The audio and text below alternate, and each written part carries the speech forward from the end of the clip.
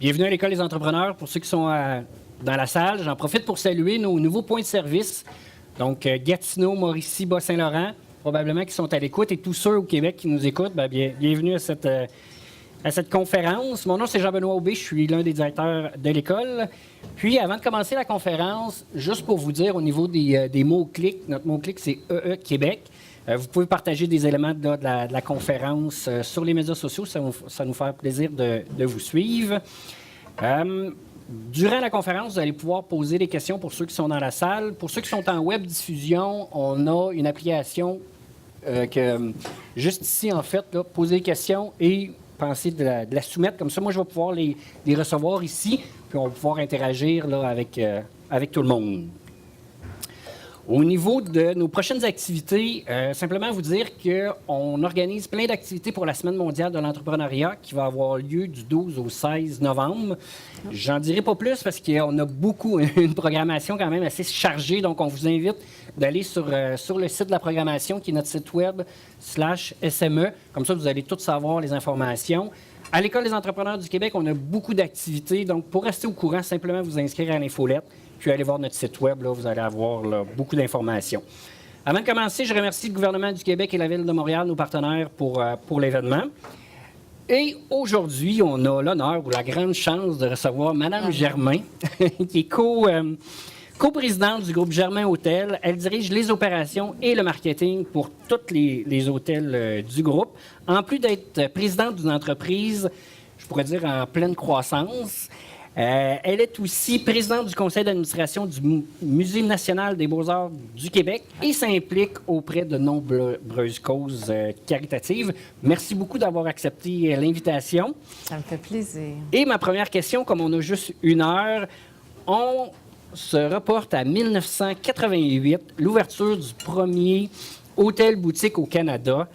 Ça a été quoi le déclic pour dire on va partir le premier hôtel-boutique au Canada à Québec? Très bonne question, mais Jean-Benoît, est-ce que tu me permets de juste un petit quelque chose que j'ai pas... Je peux-tu? Oui, okay. oui. Ça me fait plaisir si vous prenez des photos, puis si vous les mettez sur les réseaux sociaux, mais faites attention à moi un peu. Si j'ai la bouche ouverte, longue de même, puis tu sais, tout, là, puis ça marche pas, bien, j'aimerais ça que vous gardiez ça pour vous. OK? Alors, s'il vous plaît. Merci beaucoup. Premier hôtel-boutique. Premièrement, je suis cofondatrice et coprésidente parce que toute cette histoire a débuté avec mon frère, OK? Mon frère Jean-Yves. Et quand nous étions plus jeunes, nos parents nous ont vraiment introduits à la vie entrepreneuriale. Je dis la vie parce que être entrepreneur, c'est un style de vie. Et dans plus jeune, bon, je travaillais, puis à un moment donné, on travaillait dans la restauration qui était l'entreprise familiale. Et Jean-Yves et moi, Jean-Yves, c'est mon frère, on cherchait un nouveau trend dans la restauration, une nouvelle tendance dans la restauration. Puis à ce moment-là, bien, c'était très à la mode d'aller à New York ou d'aller à Los Angeles ou d'aller dans ces grandes villes-là pour voir ce qui se passait puis être inspiré. Alors, on est allé à New York et on cherchait pas un petit restaurant, mais on cherchait les nouvelles tendances. Et puis finalement, on n'est pas tombé sur un restaurant, on est tombé sur un hôtel. Alors, on a des gens de Montréal, justement, nous avaient, parce qu'on vient de Québec, mais on était arrêtés à Montréal, je ne sais pas trop pourquoi, puis ils nous avaient dit, vous devriez aller rester au Morgan, qui est un nouvel hôtel à New York, un hôtel-boutique. On n'avait aucune idée de ce qu'était un hôtel-boutique. Et puis, on est restés là, et tous les deux, on a vraiment eu un coup de foudre. Tu sais, je veux dire, ça a été... c'était très, très, très, très différent de ce qu'on était habitué à voir. Beaucoup de design, d'ailleurs. C'est un hôtel qui avait été créé par André Putman, qui est aujourd'hui décédé, mais qui était vraiment une grande designer française. Et c'était le premier hôtel de Jan Schrager, qui étaient, eux autres, les propriétaires du Studio 54 à l'époque. probablement toutes des choses que vous ne connaissez pas, mais je suis certaine que vous avez entendu parler du Studio 54 parce que ça a définitivement marqué les nuits new-yorkaises des années 70. Et puis, c'est ça, on a tous entendu parler de ça. Alors donc, c'était leur premier hôtel. Et ils arrivaient vraiment avec une façon différente de faire les choses et avec une façon différente aussi de designer là, les chambres. Alors, on a été très, très touchés par ça. Et puis là, on prenait des photos partout. Et on est revenu à Québec et puis on s'est dit, bien, ce serait le fun de faire ça. Alors, quand vous êtes revenu à Québec, est-ce que vous avez fait une analyse de la concurrence, étude de marché? Non, non, vraiment. Ça, c'est ça. Là. Je vais peut-être aller à l'encontre de ce que vous enseignez à l'école. Là. Parce que j'ai jamais fait beaucoup d'analyse. Je vous dis, c'est ça. Aujourd'hui, on en fait plus, mais à ce moment-là, on était absolument convaincus que c'était ça qu'il fallait faire. Et on est allé, évidemment, on n'avait pas d'argent. Alors, on cherchait des subventions, puis on essayait de voir quels programmes pouvaient nous aider pour justement nous aider parce qu'un hôtel, c'est quand même assez intense en termes de capitaux. Tu sais, je veux dire, c'était un projet qui était vraiment, qui n'était pas à la hauteur de nos moyens, qui était vraiment, là, c'était beaucoup plus que ce qu'on avait. Et notre père, qui a toujours été qui nous a toujours supportés, dans ce projet-là, nous avait dit, bon, mais parce que c'est important que vous sachiez, c'est que la bâtisse, l'immeuble qu'on avait identifié pour faire l'hôtel, c'était un édifice à bureaux qui appartenait à notre père. Et on a dit à papa, bien écoute, on a un projet extraordinaire, on va faire un hôtel avec ton édifice à bureaux, lequel était plein, OK? Alors, pas besoin de ça, mais on l'a convaincu que, de toute façon, son immeuble avait besoin de rénovation, OK? Alors que tôt ou tard, fallait qu'il investisse, fallait qu'il rénove, et on s'est dit, pourquoi ne pas faire un hôtel? Alors, on l'a convaincu de ça. Ce qu'il a fait pour nous à ce moment-là, c'est qu'il nous a fait une amphithéose, qui est un bail à long terme sur la bâtisse, ce qui nous permettait donc d'aller chercher éventuellement du financement, mais papa ne nous a pas avancé l'argent. Alors, ça a été, je ne vous le cache pas, très difficile. On a eu des anges investisseurs qui ont investi dans notre projet, lesquels, d'ailleurs, c'est assez intéressant, lesquels sont toujours investisseurs dans le groupe Germain, dans d'autres projets, mais ils étaient là à la première heure et ils ont continué d'investir dans nos différents projets par la suite. Et alors, on a eu ces anges investisseurs, il nous restait un restaurant que nous avons vendu, alors on a été capable de mettre cet argent-là dans le projet de l'hôtel. Et je vous dirais qu'on a ouvert l'hôtel. Notre voyage à New York était à l'automne 86 et on a ouvert l'hôtel en avril 88. Et on a réussi à trouver tout notre financement en janvier 89. Alors, ça a été un petit roller coaster. Mais on s'en est bien sortis. Et je reviens à votre question, est-ce qu'on avait un plan? Il a fallu à un moment donné en faire un, parce qu'aller rencontrer tous ces gens-là sans avoir de plan, ça aurait été un peu téméraire, mais ça n'a jamais été le plan qui a guidé nos aspirations. OK? C'est plus l'intuition? Vraiment, vraiment, vraiment. Mais c'est sûr qu'il faut l'appuyer sur quelque chose. Puis une anecdote là-dessus qui est assez intéressante parce que quand on avait vu cet hôtel-là à New York, qui était le Morgan, une des particularités de cet hôtel-là, c'était les salles de bain qui étaient vraiment très noires et blanches. Là. Aujourd'hui, il n'y a rien de nouveau là-dedans, mais à l'époque, là, c'était des tuiles 4x4, noires et blanches. C'était vraiment très, très design. Et les douches il n'y avait pas de bain, ou très peu de bain dans l'hôtel. C'était des douches de verre. Tu sais, Puis si vous retournez dans ces début des années 80, quand on allait dans les hôtels, c'était toujours des petits bains là, d'à peu près 18 pouces de haut, j'exagère, mais à peine, avec des rideaux qui collaient partout, puis qui, en fait, tu prenais ta douche, puis il y avait autant d'eau à terre dans la salle de bain qu'il y en avait dans le bain. Alors, donc, on est arrivé avec ces douches de verre. On a fait nos salles de bain assez modernes, et puis des douches dans le coin, tout en verre. Et quand ça, on a ouvert en avril 88, c'est ça. En décembre 87, vient une compagnie de Toronto qui était ceux qui allaient nous prêter l'argent, qui allaient faire notre financement. Ils viennent visiter le chantier et ils s'aperçoivent qu'il n'y a pas de bain. Toutes les salles de bain, à l'exception de quelques-unes, c'est des douches. Et là, ils disent, mais vous n'avez pas de bain. Non, on n'a pas de bain, parce que... Alors, ils nous demandent pourquoi vous n'avez pas de bain. On explique pourquoi on n'a pas de bain. Mais l'explication ne les satisfait pas, puis ils se sont retirés. Oh. Et alors, c'est pour ça que ça a été très difficile par la suite d'avoir du financement, puis on en a eu seulement tellement plus tard. Mais c'est juste qu'aujourd'hui, c'est pas quelque chose de...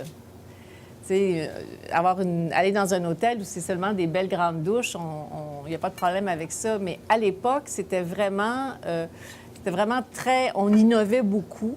Et c'est pour ça que je le raconte, parce qu'on parle beaucoup d'innovation.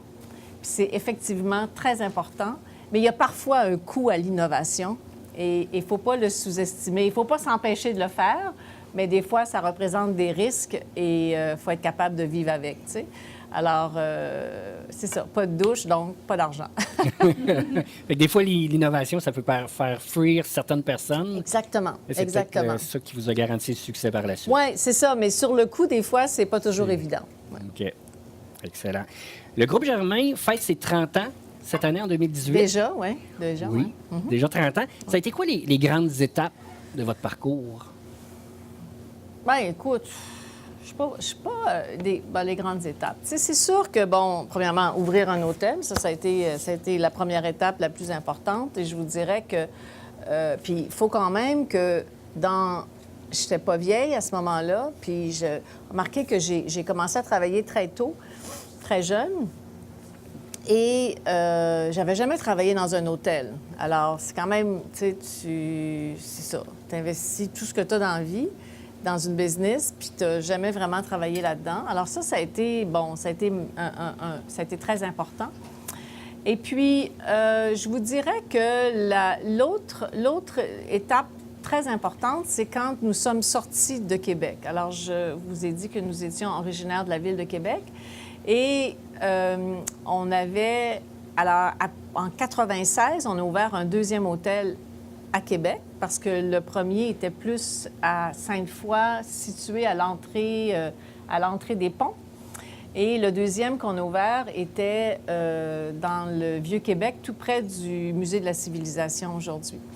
Et après ça, bien, notre intention, c'était de s'en aller, d'ouvrir à Montréal. Et là, ça a été aussi la croix et la bannière. Ça a été très difficile parce que les gens nous disaient, bon, bien, ça marche votre affaire parce que vous êtes à Québec, puis vous êtes du monde de Québec, puis je veux dire, bon, c'est ça. Mais les gens ne nous faisaient pas confiance pour aller à l'extérieur. Alors, je pense qu'ouvrir Montréal, ça a été une étape extrêmement importante. C'était l'occasion de montrer Puis quand je dis les gens, je parle beaucoup des financiers, des gens, des prêteurs, parce qu'on avait besoin d'argent. Tu sais, je veux dire, on peut pas ouvrir un hôtel là, avec... Tu peux pas... On avait besoin d'argent. Alors, donc, c'était important. Et puis, on avait besoin d'investisseurs. Puis, on en a rencontré. Quand on a ouvert Montréal, là, avant d'ouvrir Montréal, je peux pas vous... Je sais pas, on a dû rencontrer 50 personnes pour investir dans notre projet d'ouvrir un hôtel à Montréal. Puis, j'exagère pas, là. Je vous le dis, là, on a dû en rencontrer 50. De toute évidence, les 50, ça a été non, là, tu sais. Alors, il faut quand même que tu sois fait assez fort, puis que tu crois un peu en toi pour toujours te faire dire non, puis dire on recommence, continue. on continue. OK? Alors, donc, ouvrir Montréal, ça a été une étape importante pour nous. Alors, c'était l'occasion de faire la démonstration que c'est pas juste parce qu'on était à Québec, c'est parce qu'on avait un produit qui se distinguait, puis un produit qui était capable de prendre sa place non seulement sur le marché de Québec, mais aussi sur le marché de Montréal. Et je vous dirais que c'est à la suite de ça qu'on est allé, on a décidé de prendre l'expansion à travers le Canada. Et puis, on a ouvert Toronto en 2003. Et puis, après avoir ouvert Toronto, là, on s'est dit, bien, pour prendre l'expansion à travers le Canada, ça va nous prendre une autre marque. Parce que le Germain, au prix moyen qu'on louait nos chambres, c'était pas accessible dans tous les marchés canadiens. Alors, c'est là qu'on est arrivé avec l'idée de développer une autre marque. Et puis, en 2007, on a créé la marque Alt. Et cette marque-là nous permet d'être présent dans des marchés plus secondaires au Canada, genre Winnipeg, Saskatoon, puis les aéroports. Et aussi, c'est comme à Montréal, on a déjà 2 haltes. Alors, même dans des marchés primaires, c'est intéressant d'avoir une bannière comme HALT. Ça nous permet de rejoindre différents types de clientèle. Alors, c'est à peu près ça. Là. Ces décisions-là étaient toujours prises avec le feeling ou là, oui. il y avait plus... Mais non, tu ne changes pas vraiment. Pas trop d'analyse de la concurrence. Non, bien maintenant, non. Oui. Maintenant, on en fait. Là. Oh, non, OK. Sincèrement, là, maintenant, on en fait de l'analyse de concurrence. C'est bien correct, là, mais c'est pas ça qui... C'est le feeling. Beaucoup. On développe. Oui, oui. Puis, tu sais, je vais vous dire, quand à un moment donné, parce que je veux quand même les analyses, c'est bon, là, tu sais, je veux dire, c'est pas tout mauvais, ça. Mais il faut avoir une idée au point de départ, puis il faut la sentir.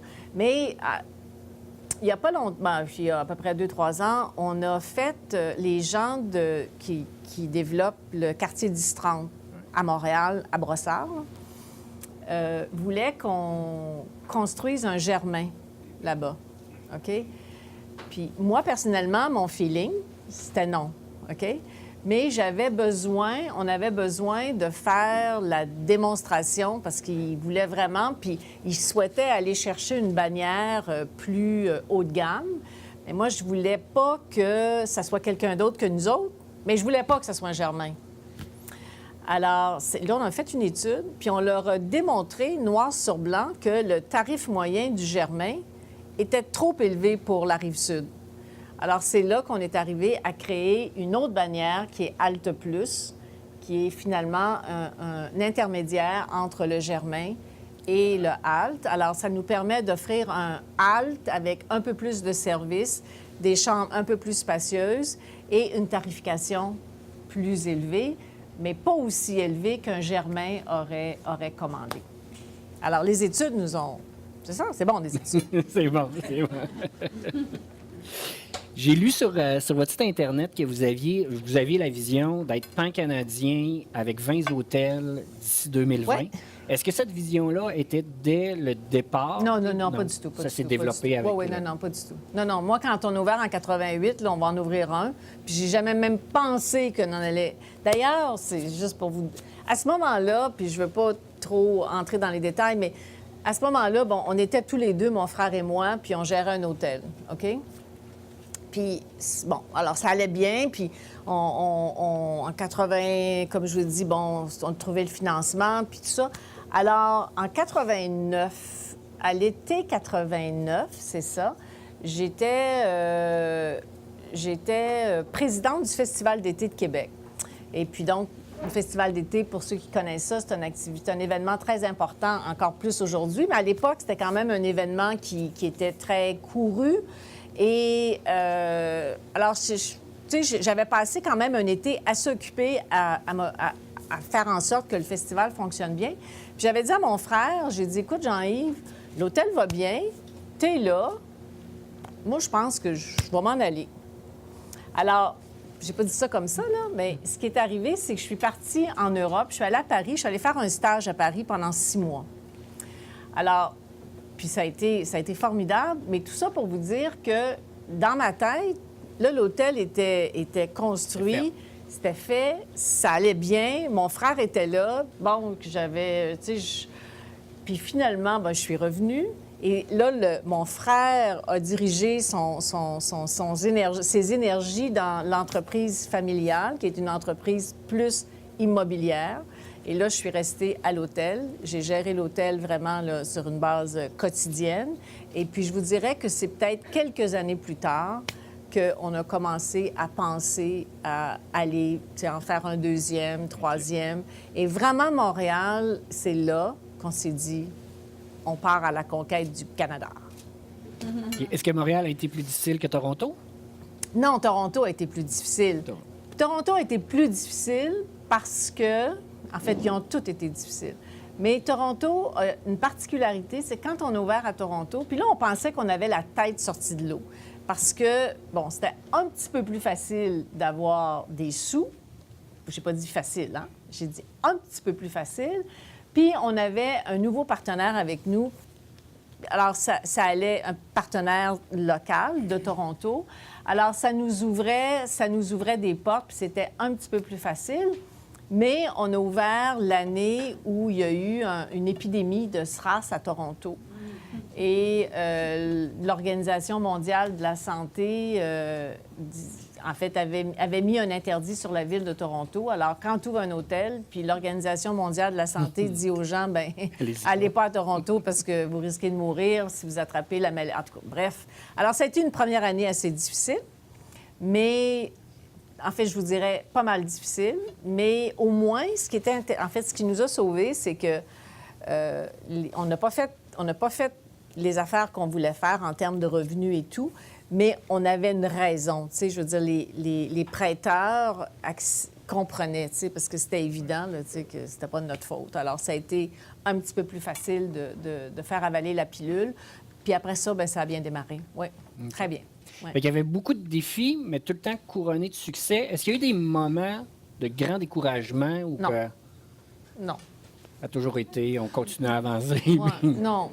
Mais ça, c'est une question d'attitude. Oui. OK? C'est une question d'attitude. Moi, je suis c'est ça. J'ai une attitude assez positive dans l'ensemble. Ça ne m'empêche pas de voir les problèmes, mais je n'ai pas de misère à envisager les solutions. Puis, je ne suis pas une personne qui dramatise, là. OK. Le drame, c'est pas pour moi. Alors, puis des fois, je raconte des choses que j'ai vécues, puis, tu sais, je vois, oh my God, comment t'as fait? Tu sais, je veux dire, c'est comme...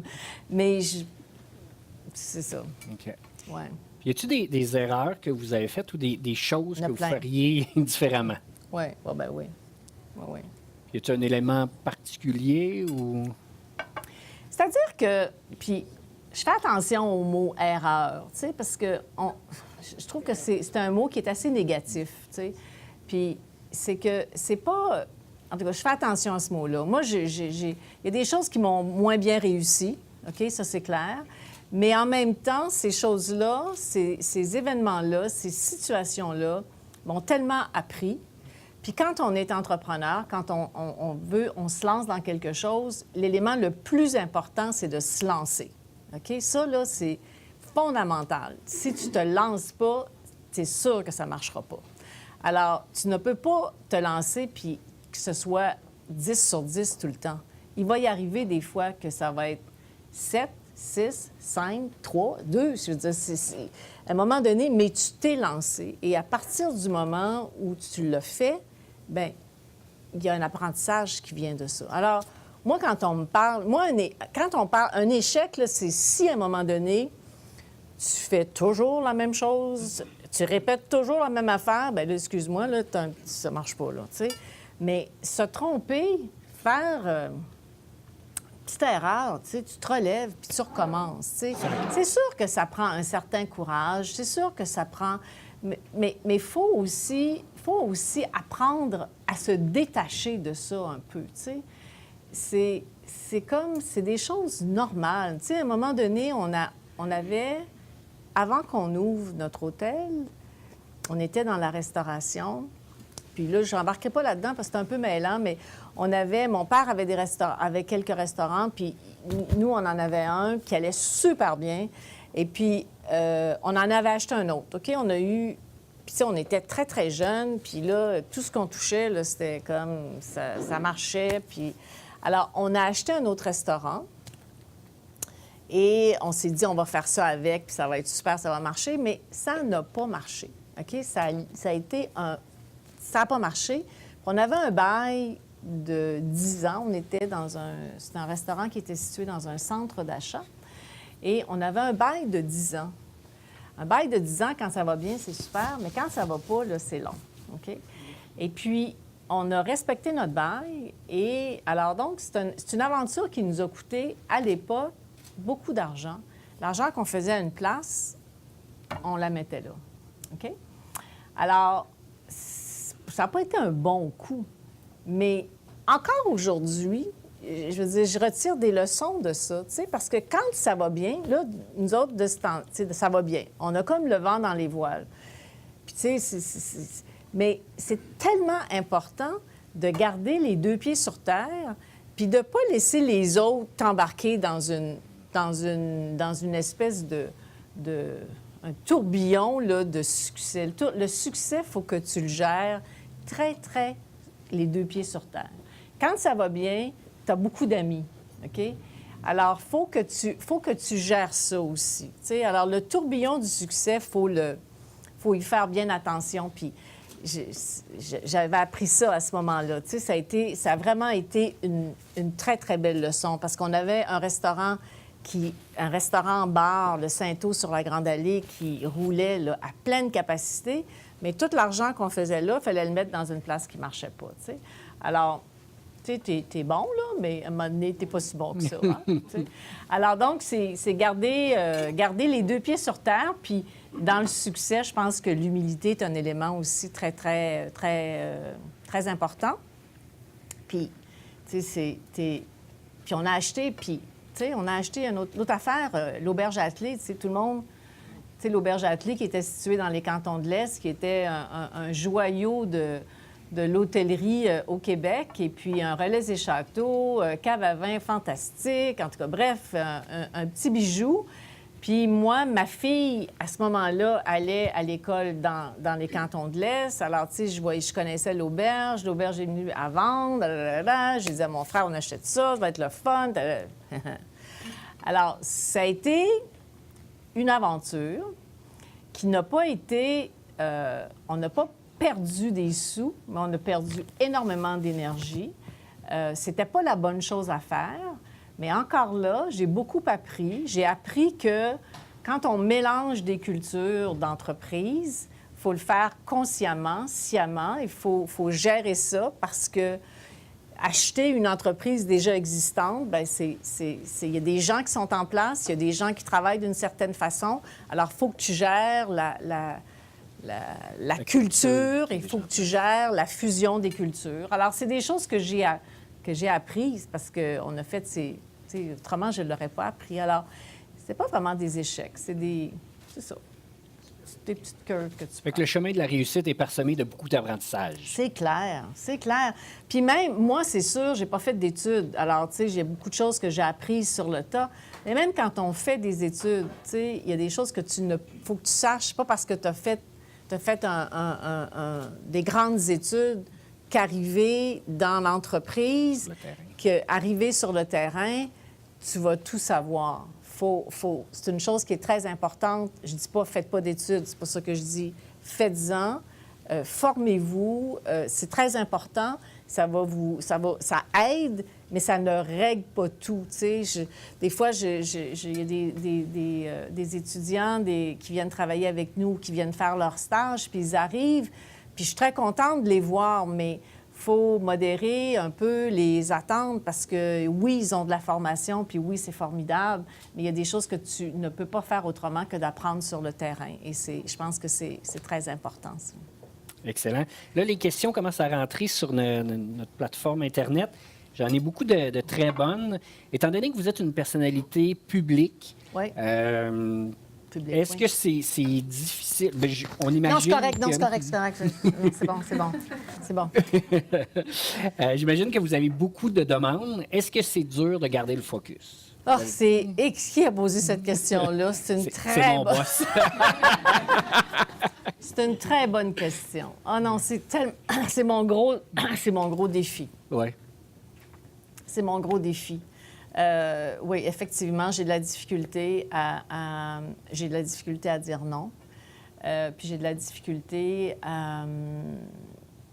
Il faut dire que la force d'un entrepreneur, c'est d'être capable tu sais, quand on est entrepreneur, on est un peu aventurier. Hein? On aime ça, là, partir à l'aventure. On aime ça... innover, faire des choses nouvelles. Alors ça, c'est quelque chose que je suis comme ça. Alors, ça me suit tous les jours, tu sais. Moi, là, me mettre au bureau à tous les jours, puis avoir ma petite feuille, dire aujourd'hui, tu fais ci, tu sais, là, puis c'est toujours pareil. Pas sûr que ce serait...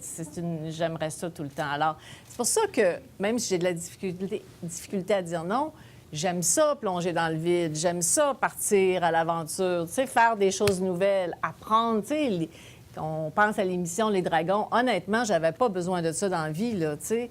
Mais je l'ai faite parce que pour moi, c'était une opportunité de faire quelque chose que j'avais jamais fait, que, tu sais, je partais un peu à l'aventure. Alors, oui, j'ai de la misère. Mais j'essaye. Okay. J'essaye. Jamais trop tard pour apprendre. J'ai vu sur votre site... Pouvoir s'améliorer. Good. J'ai vu sur votre site que vous aviez, au niveau des valeurs, il y avait le travail d'équipe, le respect, le sens de l'esthétisme, l'audace et la générosité. Depuis 2012, vous ouvrez un minimum d'un hôtel par année, dont 4 en 2018. Oui. Avec une expansion aussi soutenue, comment vous faites pour que les employés intègrent les valeurs de l'entreprise? C'est une très bonne question, ça aussi. C'est beaucoup d'efforts, beaucoup d'efforts de la part des équipes. Parce que, bon, premièrement, on essaie de bien communiquer nos valeurs, de bien les communiquer et aussi de bien les intégrer dans tous les processus, à titre d'exemple, processus d'embauche. Tu sais, quand on embauche les gens, il y a toujours une question qui est en lien avec les valeurs, que ce soit sens de l'esthétisme, audace, générosité, tout ça. Dans la formation, on intègre toujours dans les tâches, la façon dont on enseigne les tâches, on intègre toujours les valeurs. Pour nous autres, c'est quelque chose, dans l'évaluation, c'est quelque chose de très important. Dans l'évaluation, il y a beaucoup, pas beaucoup, il y a des questions là-dessus. On demande aux gens, tu sais, d'ailleurs, c'est pour ça que je peux vous dire que l'audace et la générosité sont probablement les deux valeurs les plus difficiles à absorber pour les équipes. Parce que oui, l'audace, oui, on leur donne des responsabilités, on leur demande de sortir des sentiers battus, mais elle est où la ligne? Tu sais, elle peut être très, très fine des fois. Alors, c'est des valeurs, nos employés nous disent que c'est probablement les valeurs qui sont les plus difficiles à gérer. Tu sais, oui, on veut donner. La générosité, c'est quoi la générosité? C'est la générosité de ton temps, c'est la générosité de tu veux faire plaisir, tu veux donner, mais on ne peut pas tout donner, on est en affaires. Tu sais, je veux dire, faut qu'il en reste. Alors, tu sais, c'est des valeurs qui sont présentes mais qui ne sont pas toujours très, très faciles à gérer. Et pour nous autres, justement parce qu'on grandit, on a développé des petits outils, des vidéos. Évidemment, on utilise beaucoup la vidéoconférence on veut que les gens réalisent comment... Parce que ça a quand même une valeur que les fondateurs soient encore très impliqués dans l'entreprise. Ça donne beaucoup surtout dans notre industrie qui est l'hospitalité, qui est faire plaisir aux gens, faire plaisir aux autres. Bien, ça donne beaucoup de valeur au message quand c'est moi ou mon frère qui le véhicule ou nos enfants. Alors, on est très, très présent dans les entreprises pour justement... là, c'est la semaine prochaine, là, je veux dire, j'ai un horaire un petit peu de fou parce que je voulais rencontrer tout le monde. Alors, je me promène à Calgary, puis à Ottawa, puis en tout cas, bref, mais je le fais parce que je pense que c'est très important pour les employés c'est une façon de communiquer ces valeurs-là, tu sais. Ouais. Alors, puis bon, c'est sûr qu'on n'est pas éternel, puis à un moment donné, bien, d'autres le feront. On a la chance aussi, c'est ça qui c'est bien important de le mentionner. Jean-Yves et moi, on a la chance d'avoir nos enfants qui sont présents dans l'entreprise.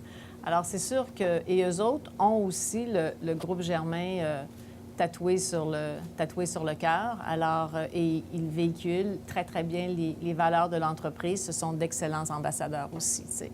Alors, pour l'instant, là, c'est les outils, les moyens.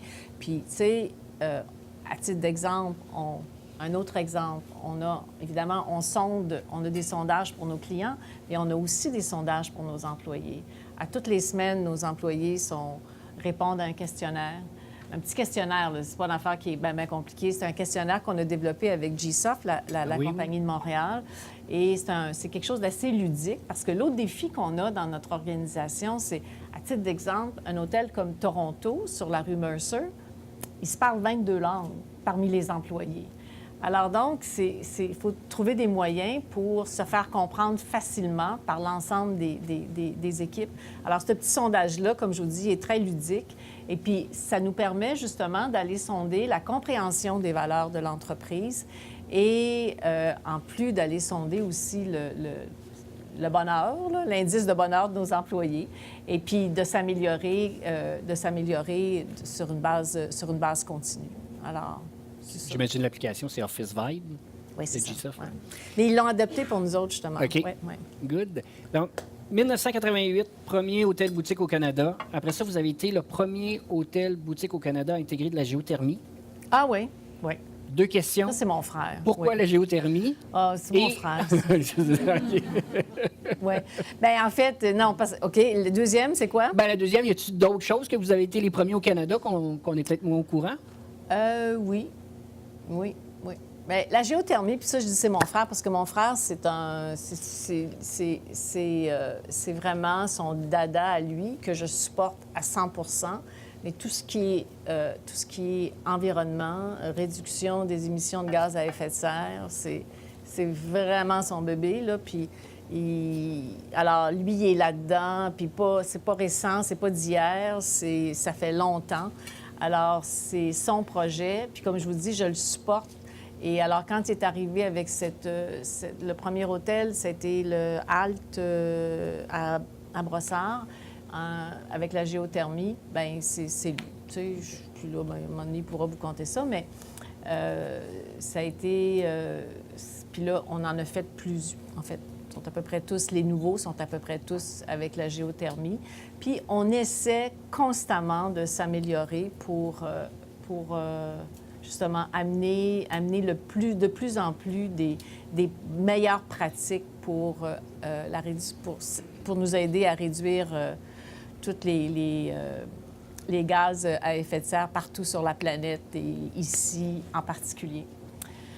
Je vous dirais que les affaires qu'on a faites de nouveau, bien, les douches que je vous racontais tout à l'heure, non, mais c'était quand même quelque chose, il fallait le faire. Et une autre affaire aussi qu'on a faite, qui est aujourd'hui encore, mais on a été, puis je vous le dis, là, on a été les premiers à... Moi, j'avais de la misère avec les couvre-lits dans les chambres. J'avais énormément de difficultés avec ça. Je comprenais pas comment ça se fait que... Je comprenais pas qu'il y avait des couvre-lits dans les chambres puis que ça pouvait pas être lavé. En tout cas, je comprenais pas ça, tu sais. Alors, à un moment donné, j'ai dit, on va installer des duvets avec des couettes et tout ça. Puis j'avais demandé au directeur, je me souviens encore, le directeur général du Château Frontenac à Québec, que je connaissais. Et je l'avais appelé, puis je lui avais dit, écoute, j'ai une idée. J'ai dit, qu'est-ce que tu en penses? Ah, il dit, embarque-toi pas là-dedans. Il dit, ça n'arrivera pas. Puis c'est beaucoup d'entretien. Puis il faut que tu laves ça tous les jours. Puis... Alors, j'avais fermé le téléphone en me disant, bon, une autre affaire. Et puis finalement, bien, je ne l'ai pas écouté. Puis je l'ai fait. Et puis aujourd'hui, bien, on sait, là, à peu près tous les hôtels maintenant ont ce système-là de duvet avec des couettes et tout ça. Puis c'est très... C'est très apprécié. Puis je pense que sur le plan de l'hygiène, c'est aussi nettement supérieur à ce qui existait avant. Alors, on n'a pas peur. Puis je suis certaine qu'il y en a d'autres choses, là, mais ils ne me viennent pas toutes. On n'a pas peur. Puis c'est très important quand on parle de valeur, audace. L'audace, c'est justement, c'est pas juste d'avoir une idée, mais ton idée, c'est de la mettre en pratique. L'exécution de l'idée, c'est là, finalement, que tu peux mesurer l'audace de quelqu'un, puis c'est très important. Vous avez parlé que au niveau de la géothermie, c'était beaucoup votre frère qui était là-dedans. Oui, excuse-moi, je vais juste Ouais. peut-être ajouter là-dessus, parce que la coprésidence, c'est formidable, puis j'y crois énormément, puis je vous encourage, quoi que vous fassiez dans vos entreprises, à un moment donné, on a toujours une tendance à dire... ça prend un chef, puis si 2 chefs, ça marche pas. Mais moi, je suis pas d'accord avec ça. Puis je suis coprésidente avec mon frère depuis 30 ans. Et une des raisons pour lesquelles ça fonctionne bien, c'est que justement, on a chacun nos champs d'activité. C'est sûr qu'il faut que tu respectes les champs d'activité de chacun, chacune, parce que si tu es toujours en train d'embarquer par-dessus l'autre, parce que c'est sûr que ça ne peut pas marcher. Mais à partir, et Jean-Yves, effectivement, tout ce qui est développement, puis construction, puis bon, finance, c'est son dada. Puis moi, c'est autre chose, mais on a nos champs d'activité et on est très respectueux de ça. Alors, je pense que ça aide. Pour le reste, c'est formidable, tu sais, je veux dire, il n'y a pas de... J'encourage ça. OK. Fait que peu importe qu'on travaille avec la famille ou pas, s'il y a 2 coprésidents, c'est d'avoir chacun Ouais, ben oui. ses champs d'expertise. Ouais. Puis avez-vous d'autres apprentissages que vous avez tirés en travaillant avec votre famille? Parce que vous travaillez aussi avec votre fille et le fils de Jean-Yves. Oui. Y a-t-il d'autres apprentissages? On dit souvent que faut pas mêler la business puis les affaires, puis que faut traiter ça, très séparément. Ben moi je dis qu'il faut, on peut pas faire autrement que de les garder ensemble. Moi c'est mon frère, tu sais, je veux dire, c'est mon frère, c'est ma fille. C'est sûr que des fois, ma fille, il y a des choses qu'elle va faire, je suis pas nécessairement d'accord, ou j'ai besoin d'avoir des explications, mais c'est ma fille. Puis c'est sûr que j'ai une façon de... Tu sais, j'ai une façon de lui parler, ou pas que je vais être plus bête avec quelqu'un d'autre, mais faut pas penser que ça va être pareil, que ça va être le même comportement, même attitude que si c'était un étranger. Moi, en tout cas, je crois pas à ça. C'est ma fille, c'est mon neveu. Puis je dis à mon frère, tu sais, ça m'est arrivé des fois, parce que Jean-Yves, des fois, lui dit, faut dissocier ça. Bien, j'ai dit non. Tu dis non. Tu sais, c'est ma fille. OK, là? Ma fille. Alors, je pense qu'il faut être juste, il faut être équitable, mais il y a une particularité. Puis je pense que si tu veux trop faire comme si c'était pas le cas, c'est une erreur. OK. C'est une erreur. Puis moi, je dis toujours à mon frère ou, tu sais, mon neveu, oubliez pas une chose, c'est qu'à Noël, on va être ensemble. Il n'est pas question qu'on ne soit pas ensemble à Noël, tout le monde. Alors, des fois, il faut que tu prennes ton trou. Puis prendre ton trou, ça ne veut pas dire que tu te fais manger la laine sur le dos. Mais des fois, tu prends un petit peu de... Tu respires par le nez, puis, les choses... mais c'est une famille. Tu peux pas une heure, c'est un étranger, puis l'autre heure, c'est mon frère. Non. OK. Faut que tu... Oui. OK. Excellent. Je vais prendre une question en ligne. Puis là, je vois qu'il y a des gens qui veulent poser des questions. En ligne, j'ai une question qui... est-ce qu'on vous a déjà fait une offre d'achat? Bien, ça dépend ce que vous appelez une offre d'achat. Une offre d'achat avec des documents, tout, non. Mais est-ce qu'on nous a déjà approchés pour vendre? Oui. OK. Mais la réponse a été non. En ligne, oui. Oui, bonjour. Mon nom, c'est Patricia. Bonjour. J'aimerais que vous puissiez développer un peu le côté audace dans le concept de boutique hôtel. Moi, je vais juste répéter la question pour que tout le monde puisse l'entendre en ligne. Donc, la question, c'est développer le côté audace pour des boutiques d'hôtels, des hôtels-boutiques ou boutiques-hôtels. Boutique-hôtel. Bien, écoutez, je répéterai un peu ce que j'ai dit tout à l'heure. Il faut quand même, parce que le concept d'hôtel-boutique est un concept Bon, maintenant, c'est très connu, puis c'est même un segment de l'industrie hôtelière. Mais c'est un hôtel qui se veut plus personnalisé, moins gros, moins d'espace commun. Les salles de réunion, tout ça, c'est moins spacieux, moins grand que les hôtels auxquels on était habitué, une chaîne, un Sheraton ou un Marriott ou peu importe. Et ça rend le modèle d'affaires un petit peu particulier. En fait, pas particulier comme différent, OK? Alors, de partir, de faire ce... Puis être audacieux, à un moment donné, c'est y aller, oser où les d'autres ne sont pas allés, tu sais. Et quand on a fait cet hôtel-là en 88, bien, c'était clair qu'il n'y en avait pas. C'était, tu sais, comme je vous expliquais tout à l'heure, faire des salles de bain, tu sais, je me souviens, les gens arrivaient puis là, ils cherchaient doucement, ils cherchaient le bain, puis il n'y en a pas. Bon, puis finalement, ils se sont habitués, mais c'était quand même très nouveau. Quand on a ouvert Montréal, c'est un immeuble, celui qui est sur la rue Mansfield, puis on a laissé les plafonds en béton, OK? C'était pas peinturé, on n'a pas fait de plafond suspendu. On a laissé les plafonds en béton parce que ça donnait plus de hauteur à la chambre, OK? Puis quand il y a plus de hauteur, bien, tu peux te permettre de faire une chambre un peu plus petite parce que l'impression d'espace est plus présente. Mais c'est en béton. Puis moi, je me souviens, je faisais visiter les chambres, puis là, les gens me disaient vous n'avez pas encore terminé. Bien, c'est ça. Alors moi, je me disais, c'est parce que c'est pas notre client, là, tu sais, c'est pas notre... Alors donc, c'était une autre forme d'audace, tu sais. C'était quand on a construit Toronto, on a construit, c'est un terrain qu'on a acheté, puis c'était notre 4e hôtel que nous ouvrions, puis c'était notre première construction. Puis on a choisi de faire des plafonds de 10 pieds. Encore une fois, mettez-vous dans le contexte, c'est parce que tu as une limite dans le nombre d'étages que tu peux faire. Alors, si tu fais des plafonds de 10 pieds, au lieu d'en faire de 8, bien, tu perds un étage, OK? Alors, c'est un choix. Perdre un étage, c'est 16 chambres. À Toronto, c'était 16 chambres de moins.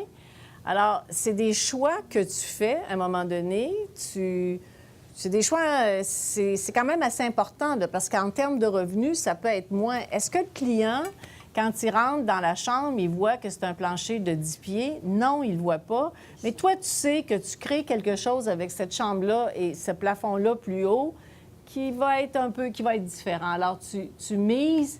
C'est des choix qui sont audacieux, OK?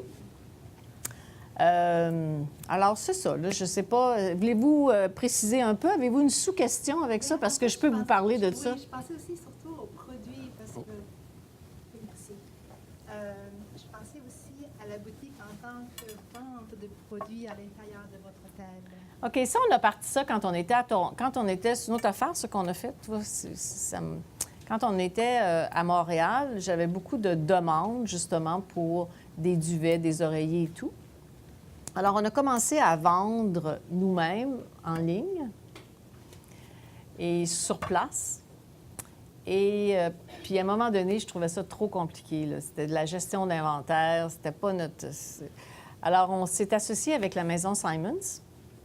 Et maintenant, c'est la maison Simons qui, à travers son site et dans ses magasins, dans la section maison, qui vendent nos articles. Et c'est formidable. Est-ce que l'hôtel à clé, vous l'avez encore ou si vous l'avez revendu? Ça a passé au feu. Ça a passé au feu, pas de chance. Oui, ça a passé au feu en 2006. Oui. Ouais. Un feu très malheureux, mais heureusement, il n'y avait pas personne où il y avait quelques personnes. Et, Est-ce que vous avez réussi à amalgamer deux cultures?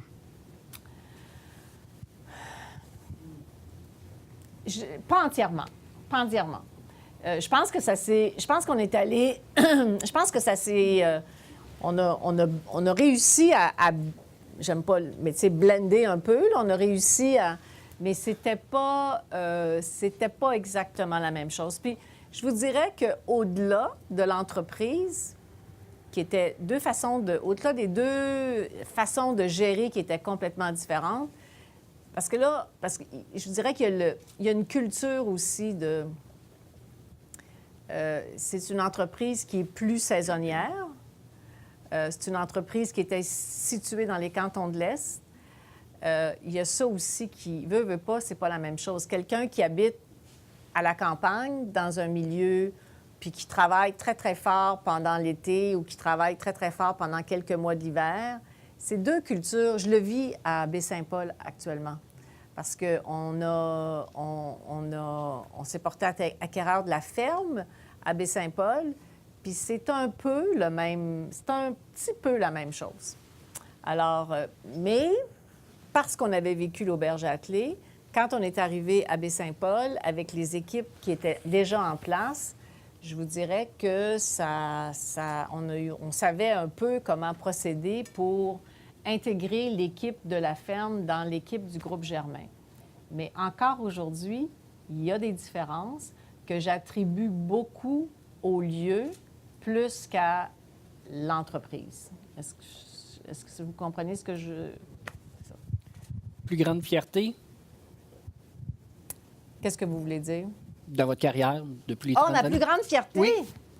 Mais ma plus grande fierté n'est pas dans ma carrière. Ma plus grande fierté, c'est ma fille, ma famille. Excellent. Question à l'arrière. Justement, j'aimerais ça que vous développiez la conciliation famille-travail dans ce contexte-là.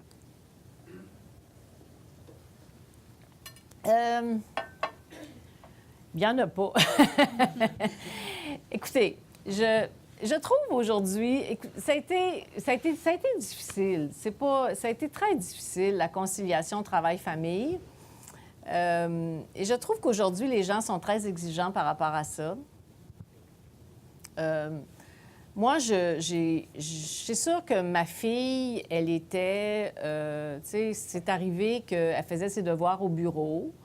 Elle revenait de l'école, puis au lieu d'aller à la maison, bien, elle s'en venait au bureau, puis je l'installais au bureau, puis elle faisait ses devoirs là.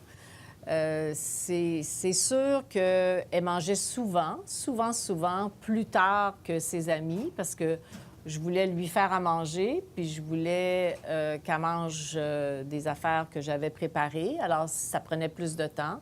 Alors, au lieu de manger à 5h30, 6h moins quart, bien, elle mangeait à 7h30, 8h moins quart, tu sais. Alors, tu sais, à un moment donné,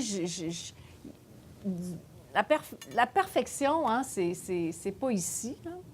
Et des fois, je pense qu'on passe beaucoup de temps à la chercher. Puis dans bien des choses, comme dans la conciliation travail-famille, puis les enfants, bien, c'est le fun aussi quand ils ont d'autres mondes que leurs parents, tu sais, puis qu'ils peuvent avoir des... Alors, moi, je suis pas un modèle de conciliation travail-famille. Je vous le dis tout de suite, là, je suis vraiment pas un modèle. Et c'est un sujet que on en parle encore beaucoup, ma fille et moi, parce qu'elle, de son côté, elle trouve ça difficile un peu, les exigences d'aujourd'hui par rapport à ça. Elle travaille, Marie-Pierre travaille fort, et puis elle a 2 enfants, et j'essaie de l'encourager et de faire en sorte qu'elle se sente pas trop coupable de ça, tu sais, parce que c'est pas...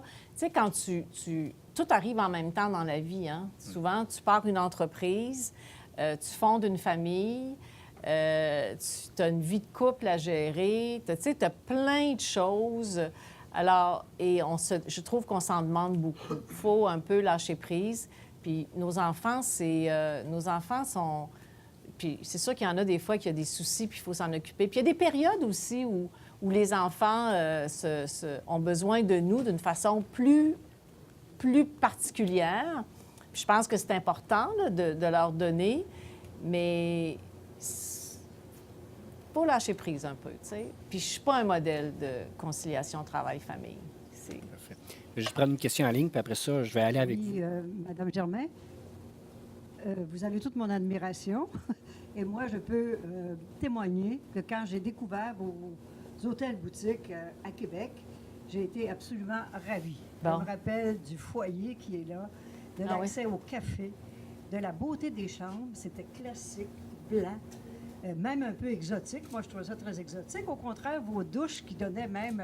il y avait une partie où on pouvait voir Ouais. à l'extérieur. C'était vraiment innovateur. Ça donnait encore de l'ampleur aux chambres. Alors, j'ai fait plusieurs de vos hôtels avec beaucoup, beaucoup de plaisir. C'est gentil. Et même celui de Griffintown, vous avez oublié une innovation que vous aviez faite. Avec le réseau des femmes d'affaires, on est allé des cellules d'affaires. Et vos salles de rencontre avaient des fauteuils très différents. On a fait des salons formes. créatifs, oui. Oui, des salons créatifs qui étaient bons aussi au niveau de la créativité des entrepreneurs. Ouais. Alors moi, j'ai beaucoup d'admiration Très pour ce que vous gentil. faites. Et puis, continuez, parce que je pense que c'est un concept. J'étais déjà allée à North-Atlee avant que ça brûle. Et je trouve que vous avez su innover entre l'auberge et l'hôtel plus anonyme. Donc, il y a beaucoup, beaucoup de... C'est très intéressant de Merci, se madame. rendre chez vous. C'est très gentil. Merci beaucoup. Question en ligne. Comment qualifiez-vous votre expérience comme femme en affaires? Pas pire. Est-ce que c'est plus dur? Ce qui a été plus dur, Ça a été plus dur, vous étiez une femme, surtout dans les 30 je dernières sais années. pas. Je ne sais pas. Écoutez, je sais pas. Ça a probablement été plus difficile parce que j'étais une femme, à cause justement de ce dont on vient de parler, là, du conciliation travail-famille. Veux pas, tu sais, j'avais mon travail, j'avais ma famille. Alors, ça a été plus dur, c'est sûr. C'est sûr, parce que, je veux dire, c'est la vie. Maintenant, aujourd'hui, encore une fois, les hommes participent davantage à tout ça. À mon époque, c'était pas ça. Alors, ça a été plus dur, mais sincèrement, là, puis je dis pas ça pour... Tu sais, c'est pas ça, c'est pas ça dur, tu sais. À un moment donné, il y a des gens, là, on regarde la vie de certaines personnes, là, il y en a qui en arrachent, là, tu sais, vraiment, OK? Vraiment. Alors, j'ai eu des moments plus difficiles, mais j'ai toujours aimé ce que je faisais. J'ai toujours été bien entourée. Puis, non, je peux pas dire que c'est dur. Non. Good. Il est déjà presque 1 heure, fait qu'on va y aller avec les 2 dernières questions. Le meilleur conseil que vous avez reçu et le meilleur conseil que vous aimeriez donner. Ben, en fait, si je l'ai reçu puis ça a été le meilleur pour moi, j'ai une tendance à le donner. Non, mais en fait, moi, comme je vous disais, j'ai été élevée dans une famille d'entrepreneurs, gros bon sens, là, gros bon sens. Et, tu sais, mon père me disait toujours, aide-toi, le ciel t'aidera, tu sais. Et ça veut dire, ben quand tu veux quelque chose, donne-toi les moyens de l'avoir, dans le sens, fais les efforts pour l'obtenir, tu sais. Et je pense que, et ça a toujours été ma philosophie, il y a des choses que j'aime pas dans la vie, puis quand je peux pas les changer, ben c'est correct, mais s'il y a quelque chose que je peux faire pour le changer, je vais faire les efforts pour le changer. Aide-toi, le ciel t'aidera, je pense que c'est... Il faut pas attendre que les choses arrivent tout seul, ça arrive jamais tout seul. Excellent. Merci beaucoup. C'est déjà tout. Nous, en salle, on va pouvoir rester un petit peu. Pour ceux qui sont en web diffusion, merci d'avoir été là. Merci. Il va y avoir un sondage quand vous allez quitter la web diffusion, un sondage qu'on aimerait que vous puissiez remplir. Merci d'avoir accepté notre invitation. Ça m'a fait plaisir, ça m'a fait plaisir. Merci à tout le monde qui ont écouté, que j'ai pas vu. Merci.